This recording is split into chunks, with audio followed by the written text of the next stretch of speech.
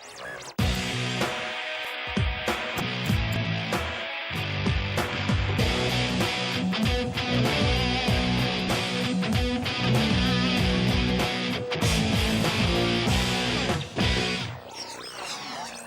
aula pública de hoje discute o centenário da Revolução Russa.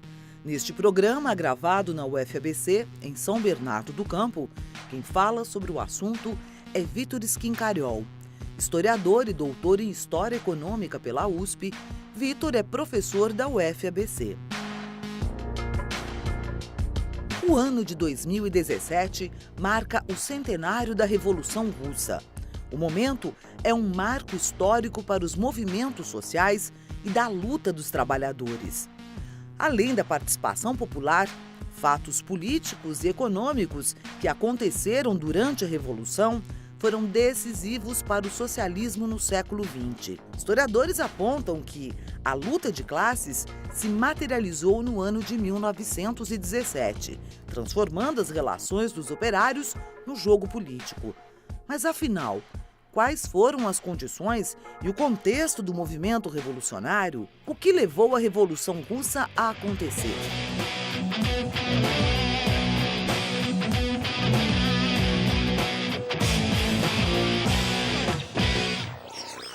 A Rússia, em 17, ela era um caldeirão político muito opressivo, mas, ao mesmo tempo, que fomentou muita resistência por parte dos trabalhadores de forma geral. Então, acho que essa é uma primeira questão. A Rússia é um estado autocrático, ditatorial, excludente, minoritário, de forma geral, né?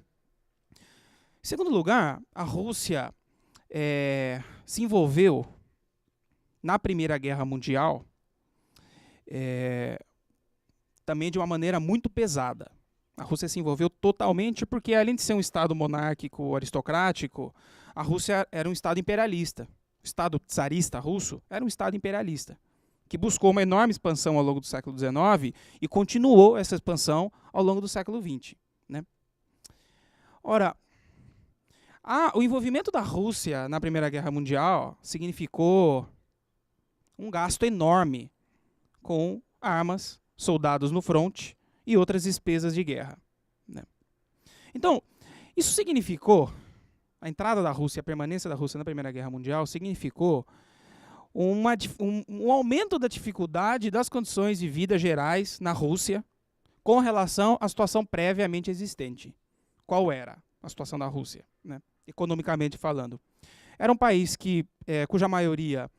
em cuja maioria das pessoas estava vivendo no campo, feito de camponeses. E nas grandes cidades, Moscou, Petrogrado, etc., você tem uma rápida industrialização, com capital internacional também. E esse proletariado industrial, esse crescimento desse proletariado industrial, em conjunção com essas condições políticas difíceis e com o envolvimento da Rússia na Primeira Guerra Mundial, esse proletariado industrial, essa conjunção de situações levou à criação de um forte movimento trabalhista com várias correntes políticas específicas na Rússia. E essa mobilização dos trabalhadores, ao longo da Primeira Guerra Mundial, era uma mobilização que se dirigiu, né, de um ponto de vista socialista. O elemento central que vai explicar, depois de tudo isso que eu disse, por que os trabalhadores, né, vão conseguir derrubar o Estado czarista, é a situação extremamente precária, de ponto de vista econômico, a qual se chegou em 17. E quando nós falamos em precariedade, nós estamos falando em uma ração diária de alimento, que é um pão e chá. Eventualmente nem pão tem. Um outro elemento decisivo que explica, né, por que o Estado vai cair e por que vai haver uma revolução, que é um elemento extremamente inédito, né, do ponto de vista histórico, extremamente raro também, é o fato de que os soldados passaram a se politizar também. As Forças Armadas passaram a se politizar num sentido à esquerda. Então, a propaganda política dos bolcheviques, mas não só dos bolcheviques, os mencheviques também, no fronte, passou a ser muito forte, né? De forma que o que sustentava o Estado russo, em última instância, que era a polícia e as forças armadas, deixou de sustentar. Que a promessa dos bolcheviques, que foi cumprida, né, foram duas, essencialmente. Vamos terminar com a guerra imperialista. A guerra não interessa a vocês, soldados. Vocês estão lutando uma guerra que não é de vocês, né? E vamos não só acabar com a guerra e trazer a paz, mas distribuir a terra no campo, que também está em efervescência política. Você tem uma conjunção muito rara de eventos que vão levar à tomada do poder pelos bolcheviques. Essa situação foi uma situação propícia para a mobilização, para a conscientização e para o convencimento da maior parte dos soldados e dos trabalhadores de que não apenas a guerra devia ser terminada, mas aquele próprio Estado que havia conduzido a guerra, ele deveria ser eliminado também por um Estado mais democrático, por um Estado, como eles passaram a definir então, por um Estado soviético, baseado na formação de conselhos de trabalhadores e de soldados. O soviete nada mais é do que um conselho, né, ou muitos conselhos que passaram a ser formados em todas ou maior parte das fábricas, né, e também dentro das Forças Armadas, no sentido de eleger os seus representantes, e isso numa escada, levar à formação de um outro Estado. Então, ao longo de todo o ano 17, a Rússia, antes de a monarquia cair completamente, né, ela viveu um poder duplo, né? Poder duplo esse que tinha na base o poder dos sovietes de operários e soldados, né? De forma que o que vai explicar o sucesso, de forma geral, e a vitória dos bolcheviques e do Lenin em particular, foi a sua promessa de paz, pão e terra, que era diferente, inclusive, das outras correntes socialistas que existiam.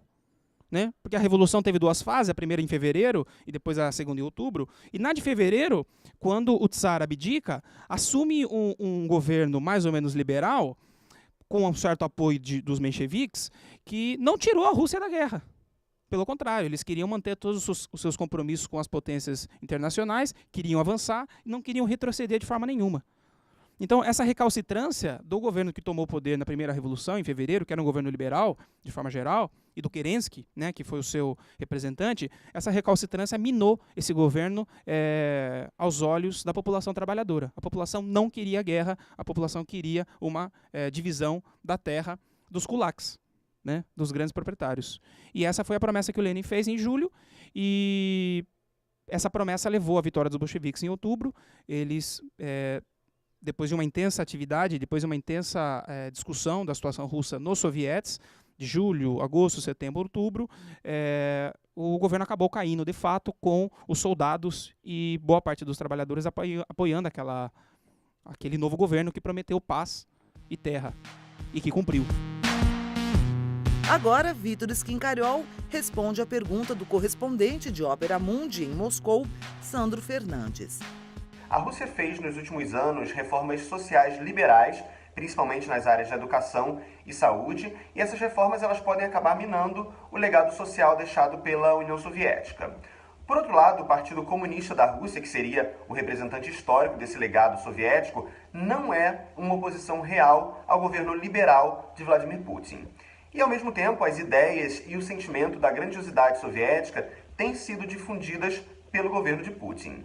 Qual seria, então, a lógica e a intenção do Kremlin em se afastar das reformas sociais da União Soviética, mas usar a sua ideologia politicamente para o público interno?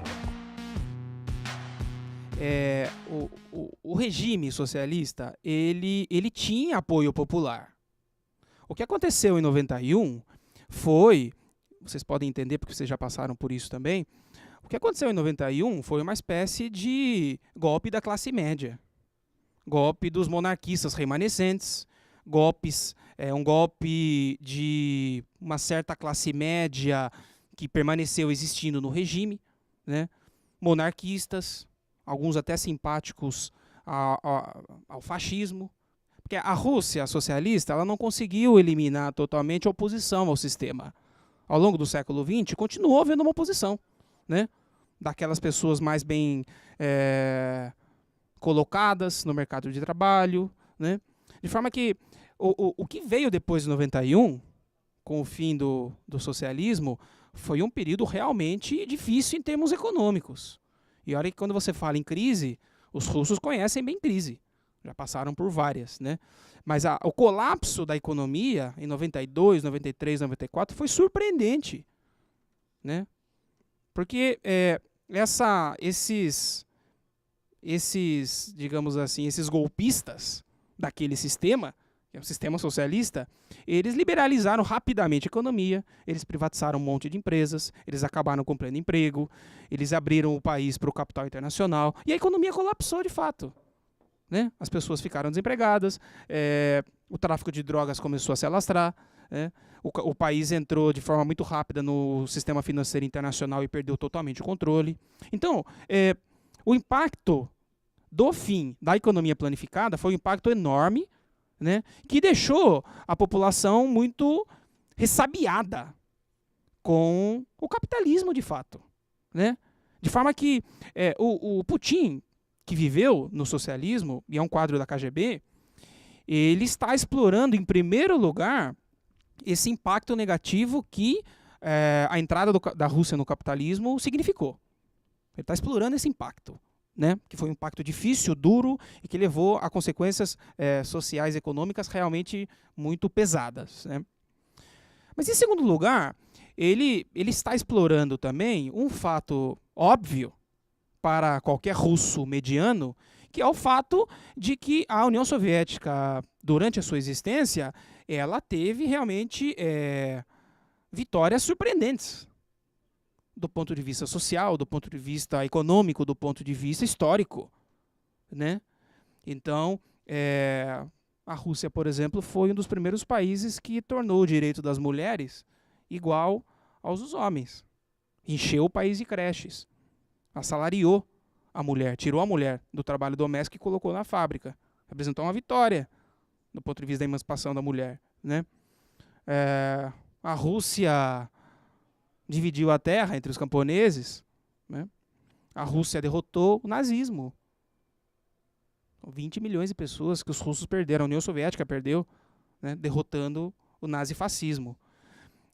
A Rússia colocou o primeiro satélite em órbita, o primeiro ser humano em órbita. A Rússia teve um papel internacional, nas relações internacionais, importantíssimo no pós-guerra. Ela auxiliou vários movimentos de descolonização, né? Auxiliou Moçambique, auxiliou Vietnã, né? Cuba. Então, de forma geral, a trajetória da União Soviética, evidentemente, com seus limites, né, com seus erros, com seus problemas internos também, mas a trajetória da União Soviética, de forma geral, é uma trajetória surpreendente para um país que saiu de uma primeira guerra de 4 anos e para um país que saiu depois de uma guerra civil de mais 3 anos, né, ocasionada pela resistência interna à Revolução e pela invasão também dos países europeus buscando desestabilizar a Revolução, né? Então, não obstante isso, se você olhar a história econômica da União Soviética, você vai perceber que é uma história de intenso crescimento, né? E de forma que o Putin sabe disso e uma parte da população, o grosso da população, sabe também disso, né? Sabe que a história do país deles simplesmente não é uma história para que você olhe e jogue fora. Pelo contrário. E de forma que o Putin tem consciência dessa grandiosidade, digamos assim, com seus limites, é claro, da história da Revolução Russa e da União Soviética como nação, e evidentemente ele está tentando explorar isso para também levantar o moral, para também se legitimar como um líder que tem algum vínculo com o passado. Porque o líder russo que apareceu e que tentou se desvincular totalmente do passado, que era o Boris Yeltsin, ele era nada mais do que um bêbado, um privatizador, sem nenhum tipo de respeitabilidade. Se você pegar o que é o Yeltsin como presidente, você vai ver que é um caos total, uma catástrofe. Então, essa saída da Rússia do socialismo rápida e essa entrada no capitalismo foi uma entrada que a maior parte da população não gostou. Não, sofreu com isso, né? De forma que eles sabem que eles estão tentando, eles têm que reconstruir essa parte dessa história, e reconstruir a parte dessa história significa reconstruir a própria visão que eles têm da União Soviética hoje, né? Então é claro que se você desmonta aquele sistema e todo mundo passa fome, você vai olhar para trás naquele sistema e vai dizer, olha, não era tão ruim assim, né? Vamos corrigir aqui e ali, mas talvez... E eles fazem essas pesquisas na Rússia. Eles fizeram alguns meses atrás, em que eles perguntaram para as pessoas se elas desejavam um retorno da União Soviética, né? E a resposta foi mais ou menos assim, 57% das pessoas entrevistadas desejava um retorno da União Soviética em alguma forma nova, que talvez não fosse necessariamente assim tão socialista, mas existe um apelo popular em relação ao passado da União Soviética que o Putin, como inteligente que é, como líder inteligente, ele está explorando.